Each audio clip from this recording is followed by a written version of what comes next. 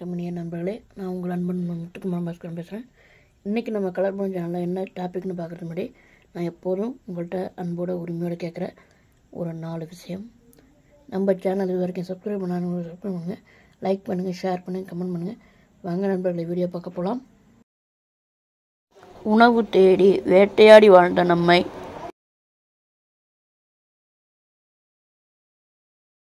உணவினை உற்பத்தி செய்து நாகரிகம் அடைந்தவர்களாக பரிணாம வளர்ச்சி பெற செய்தது விவசாயம். மனித இனம் தோன்றி சிந்திக்க ஆரம்பித்து நாகரிக வளர்ச்சியின் அடையாளமாக உணவு மற்றும் உடையினை தாங்களே உற்பத்தி செய்யும் நிலைக்கு உயர்ந்தது.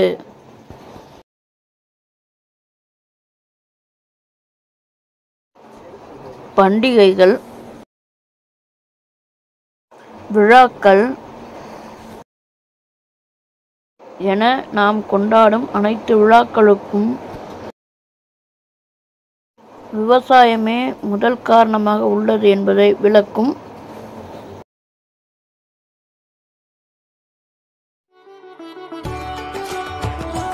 விழாக்களும் விளக்கங்களும். வணக்கம் நண்பர்களே, நம்ம ஆரம்ப கால நிலையிலேருந்து ஒரு விலங்குலேருந்து மனிதனாக பரிணாமம் அடைஞ்சு காடுகளில் மேடுகளில் உணவுக்காக அலைஞ்சி திரிஞ்ச வேட்டையாட வாழ்ந்த ஒரு வாழ்க்கை முறையை மாற்றி ஒரு நமக்கான உணவை நாமளே உற்பத்தி செய்து கொண்டு வாழ்ந்து நாகரிகத்தின் உச்சத்தை அடைந்துள்ள இந்த நிலையை எய்துவதற்கு முதலாக விளங்குனது விவசாயம். உணவு உற்பத்தி செய்யும் அந்த நிலையை நம்ம அடைஞ்சதுக்கு அப்புறம்தான் ஒரு விலங்கு அப்படிங்கிற நிலையிலேருந்து ஆறறிவுள்ள மனிதன் அப்படிங்கிற நிலையை நம்ம பரிணாமம் அடைஞ்சிருக்கோங்கன்னு கூட நம்ம சொல்லலாம், ஏற்றுக்கலாம். அப்படிப்பட்ட விவசாயத்தை அடிப்படையாக வச்சு தான் இன்றைக்கி பல விஷயங்களை நம்ம செஞ்சுக்கிட்டு இருக்கோம். முதல்ல முக்கியமாக நம்ம சுற்றி நடக்கிற ஆண்டுக்கு ஒரு முறை நடக்கிற விழாக்கள், பண்டிகைகளாக இருந்தாலும் சரி, நம்ம கிராமத்தில் நடக்கிற கோயில் திருவிழாக்களாக இருந்தாலும் சரி, அது விவசாயத்தை சார்ந்ததாக தான் பெரும்பாலும் இருக்குது. காரணம் என்னென்னா, நம்ம பெரும்பான்மையான மக்கள் அடிப்படை விவசாயமாக இருக்கிறதால அதை சார்ந்த ஒரு விஷயத்தை நம்ம கடைப்பிடிச்சிக்கிட்டு இருக்கோம். இப்போ நம்ம சொல்ல போகிற ஒரு 2-3 விழாக்களில் அடிப்படை விவசாயம் தாங்கிறது நம்ம தெரிஞ்சுக்கலாம். இது ஒரு பெரிய பண்டிகையாகவும் இருக்கலாம், அல்லது நம்ம ஊர் கோயில்களில் இல்லை வீட்டில் நடக்கிற ஒரு விசேஷமாக இருந்தாலும் அது விவசாயத்தை அடிப்படையாக வச்சு தான் உள்ளதுங்கிறது தான் இந்த வீடியோவோட ஒரு கான்செப்டு. வாங்க வீடியோ பார்க்க போகலாம். இதில் நம்ம முதலாக பார்க்குறது, வாங்க பார்ப்போம்.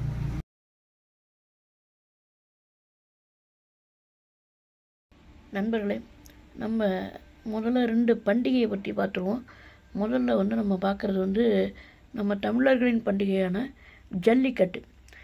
அது சல்லிக்கட்டுன்னு சொல்லுவாங்க, ஏறு தழுவல் சொல்லுவாங்க, இன்னும் பல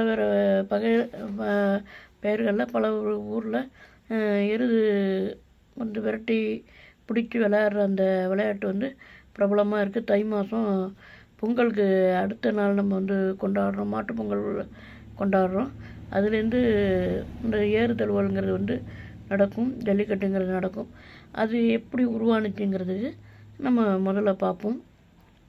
நம்ம ஏற்கனவே சொன்ன மாதிரி தான் காடுகளில் வாழ்ந்த மனிதன் விவசாயத்தை கண்டுபிடிச்சி தனக்கான உணவை உற்பத்தி செய்ய தலைப்பட்ட போது அவனுக்கு சில விலங்குகளோட உதவி தேவைப்பட்டுச்சு. அப்படி மனிதனோட வாழ்க்கை வாழ்கிறதுக்கு உதவியாக வந்த சில விலங்குகளில் மாடும் ஒன்று. அப்படி மாடு உடனே கூப்பிட்டதுமே வந்திருக்காது. அவன் போய் அந்த மாட்டை பிடிச்சி அதை இழுத்து பழக்கி கொண்டு தான் வந்திருப்பான். அப்படி பிடிக்கும்போது ஒரு கூட்டமாக மேய்ஞ்சிக்கிட்டு இருந்த ஒரு மாட்டு கூட்டத்துலேருந்து மாடு தனக்கான மாட்டை பிடிச்சி கொண்டு வர்றது தான் வேகமாக ஓடுற மாட்டை ஓடி போய் பிடிச்சி திமிலை பிடிச்சி இழுத்து அதை தன்னோட சொல்லுக்கு கேட்குற மாதிரி கொண்டு வந்திருப்பாங்கிறது ஒரு வரலாற்று நிகழ்ச்சியாக இருந்திருக்கலாம். அதை வந்து நினைவு கூறும் வகையில் தான் இன்றைக்கி இந்த ஜல்லிக்கட்டுகள்லாம் நடக்குது.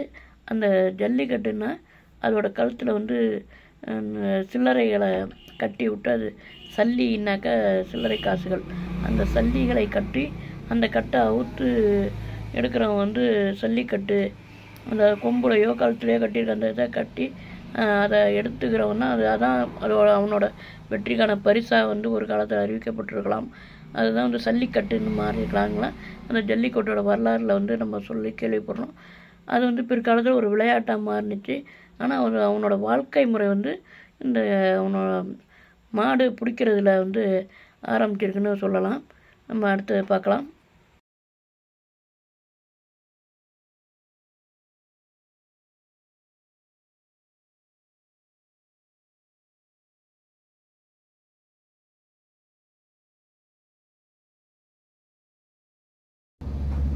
இது வந்து புதுசாக இருக்கேன்னு நினைக்காதீங்க. ஆனால் அது உண்மையான நம்ம வெளியிலலாம் கேள்விப்பட்டதில் நான் படிக்கும்போது எங்கள் தமிழகையெல்லாம் சொன்னது தான்.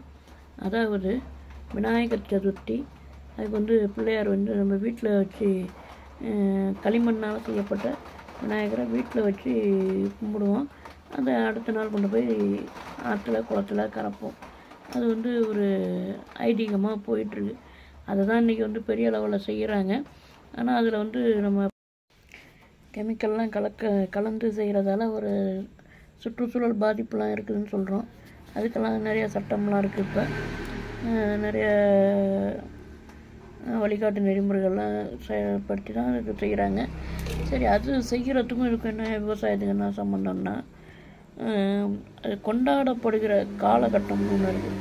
அந்த காலகட்டம் வந்து மழை பெய்கிற ஒரு ஆவணி மாதம், அடுத்து புரட்டாசி, ஐப்பசி வந்து அடமழைன்னு சொல்லுவோம். அந்த மழை வரத்துக்கான ஒரு மழையை சேமித்து வைக்க வேண்டிய ஒரு கட்டாயத்தில் இருக்கக்கூடிய ஒரு காலகட்டம். அந்த மாதிரி காலகட்டத்தில் என்ன பண்ணுவாங்கன்னா, அந்த குளத்தில் இருக்க அந்த உடைப்பெல்லாம் சரி பண்ணணும், குளங்குட்டையெல்லாம் தூர்வாரி நல்லபடியாக வைக்கணும்னு சொல்லிட்டு அதை வந்து உடைப்பெல்லாம் சரி பண்ணணுன்னா வீட்டுக்கு ஒரு மண்ணாங்கட்டியை எடுத்து போட்டோம்னா கூட அந்த கரையெல்லாம் பலமாகும் அப்படிங்கிறது அந்த காலத்தில் ஏதோ ஒரு இதில் செஞ்சுருக்கலாம். திடீர்னு ஒரு மண்ணாங்கட்டியை கொண்டு வந்து போடுங்கடா அப்படின்னாக்கா யாரும் ஒன்றும் போடுறதுக்கான வாய்ப்பு இல்லைங்கிறதால ஒரு மண்ணால் செய்யப்பட்ட விநாயகர் அதை வச்சு கும்பிட்டுட்டு கொண்டு போய் ஆற்றுல குளத்தில் கலைங்க அப்படின்னு சொல்லும்போது அந்த கரை வந்து கொஞ்சம் பலப்பட்டு வரத்துக்கான வாய்ப்பு இருக்குது. அந்த குளத்தில் பாசியெல்லாம் இல்லாமல் இந்த மண் போய் அதை சரி பண்ணும். அந்த இடத்துல வந்து தண்ணி நல்ல தண்ணியாக வர மழை நீர் வந்து சேமிக்கப்படும். ரெண்டாவது, அந்த களிமண் பொம்மை விநாயகர் செய்கிறதுக்கு குளத்துல இருந்தால் மண் எடுப்பாங்க, ஆற்றுல இருந்தால் எடுப்பாங்க. அப்போ எடுக்கும்போது அந்த நடுவுலேருந்து அந்த களிமண் கிடைக்கிற இடத்துலேருந்து எடுக்கும்போது நீர்நிலை இன்னும் கொஞ்சம் ஆழப்படுத்தப்படும். இதை நம்ம கரைக்கும்போது அந்த கரையிலேருந்து தூக்கி விட்டுறதால கரைகள் பலப்படும்.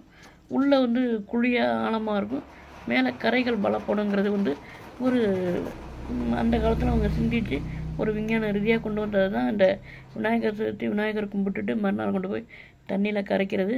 அதனால் எதுக்குமே அர்த்தம் இல்லாமல் ஏதோ ஒரு அர்த்தத்தோடு தான் நம்ம தமிழர்கள் செஞ்சுருக்காங்க. நம்ம அடுத்தது பார்க்கலாம்.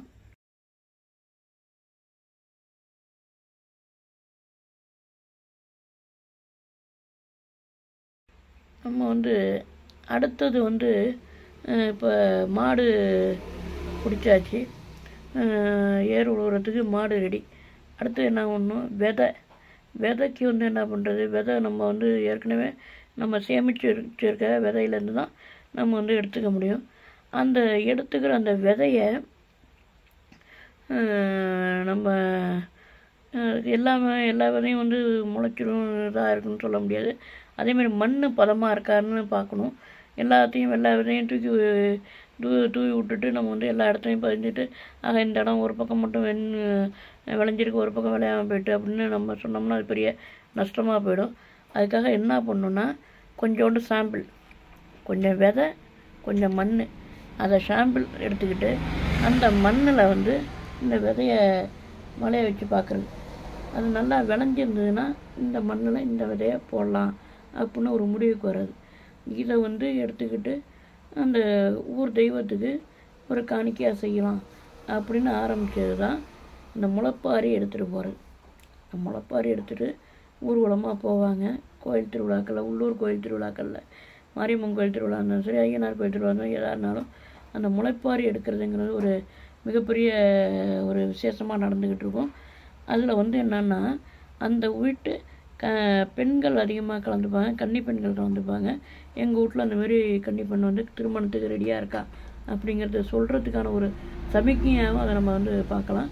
அது முளைப்பாரி திருவிழாவுக்கான காரணம் அந்த விதை, சரியான விதை, சரியான மண், இது இந்த வாட்டி எங்களுக்கு வந்து நல்ல விளைச்சல் ஏற்படுத்துகிற அளவுக்கு இருக்குது அப்படிங்கிறது ஊருக்கு அறிவிக்கிறதுக்காக ஒரு செய்கையாக நம்ம வந்து இதை கணிச்சிக்கலாம்.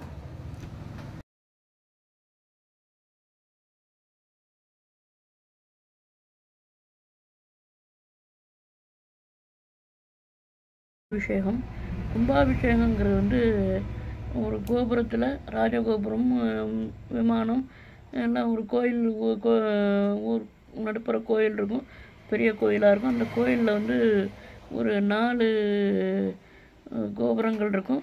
அதான் நில விமானங்கள் இருக்கும், சின்ன சின்ன விமானங்கள் இருக்கும், எல்லாம் ஹைட்டில் இருக்கும்.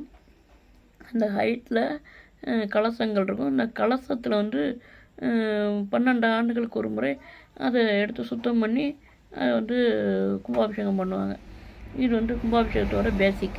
இது எதுக்கு செய்கிறாங்க அப்படின்னு பார்த்தீங்கன்னா, அந்த கலசத்தில் என்ன வைக்கிறாங்க அப்படின்னு பார்த்தீங்கன்னா நவதானியங்கள் வைப்பாங்க. வரகுங்கிற, இப்போ வந்து வரகுங்கிற ஒரு தானியத்தை அதில் வைக்கிறாங்க. ஆனால் ஆரம்பத்தில் வந்து நெல், இந்த மாதிரி தானியங்கள், நம்ம வந்து விளைவிக்கக்கூடிய தானியங்களை அதில் சேமித்து வச்சுருக்காங்க அப்படின்னு கேள்விப்படுறோம். எதுக்கு அப்படி சேமித்தாங்கன்னா, அப்போல்லாம் வந்து வெள்ளங்கிறது வந்து ரொம்ப கடுமையான வெள்ளம், பிரளயம்னா சொல்லுவாங்க. அந்தமாரி வரும்போது நம்மளோட அடுத்த தலைமுறை வந்து அன்றைக்கி நம்ம சேர்த்து வச்சுருந்த எல்லாமே தண்ணியில் அடிச்சிட்டு போயிடும், ஒன்றுமே இருக்காது.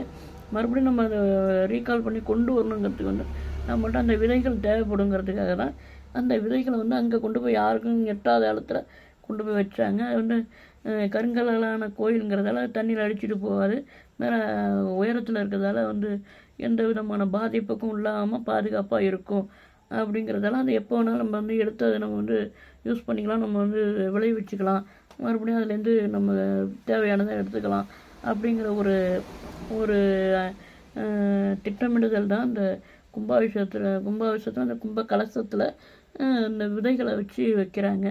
அது வந்து 12 வருஷம் வரைக்கும் அந்த விதைகள் வந்து வீரியத்தோடு இருக்கும். அப்புறம் வந்து அது மடித்து போயிடும். அதனால் வந்து 12 வருஷத்துக்கு ஒரு வாட்டி அதை மாற்றுவாங்கன்னு சொல்லி நம்ம வந்து நிறையா கேள்விப்பட்டிருக்கோம். ஆக இப்போ நம்ம கொண்டாடுற எல்லா விஷயத்துக்குமே வந்து எல்லா விழாக்களுக்கும் வந்து நம்ம வந்து ஒரு காரணம் இருந்திருக்கு. அந்த காரணத்தோட அடிப்படையாக வந்து விவசாயம் இருந்திருக்குங்கிறது தான் இந்த வீடியோவோட ஒட்டுமொத்த கான்செப்ட்டு. இந்த வீடியோ உங்களுக்கு பிடிச்சிருந்தா நம்ம எப்போதும் உங்கள்கிட்ட கேட்குற மாதிரி நம்ம வீடியோ வந்து கமெண்ட் பண்ணுங்கள். நம்ம இது வந்து நீ சொன்னதில் இன்னும் இந்த ஒரு இது விஷயம் விட்டு போயிருக்கு அப்படின்னா நீங்கள் அதை சொன்னீங்கன்னா கமெண்ட் பாக்ஸில் நம்ம யூடியூப் சேனலோட கலர் பலூன்ஸ் யூடியூப் சேனலோட கமெண்ட் பாக்ஸில் சொல்லும்போது தான் நம்ம அடுத்த கான்செப்ட் என்ன எடுக்கிறோம் அப்படின்னு பார்க்கும்போது இதுலேருந்து எனக்கு ஒரு யோசனை வந்து அதை நம்ம வந்து எடுக்கிறதுக்கு கொஞ்சம் ஈஸியாக இருக்கும். அதனால் உங்கள்கிட்ட ஒரு ஹெல்ப்பாக தான் கேட்குறேன். நம்மளோட யூடியூப் சேனலோட கமெண்ட் பாக்ஸில் கமெண்ட் பண்ணுங்கள். நம்ம சேனலை சப்ஸ்கிரைப் பண்ணுங்கள், லைக் பண்ணுங்கள், ஷேர் பண்ணுங்கள். ரொம்ப நன்றி, வணக்கம் நண்பர்களே, வாழ்க வளமுடன்.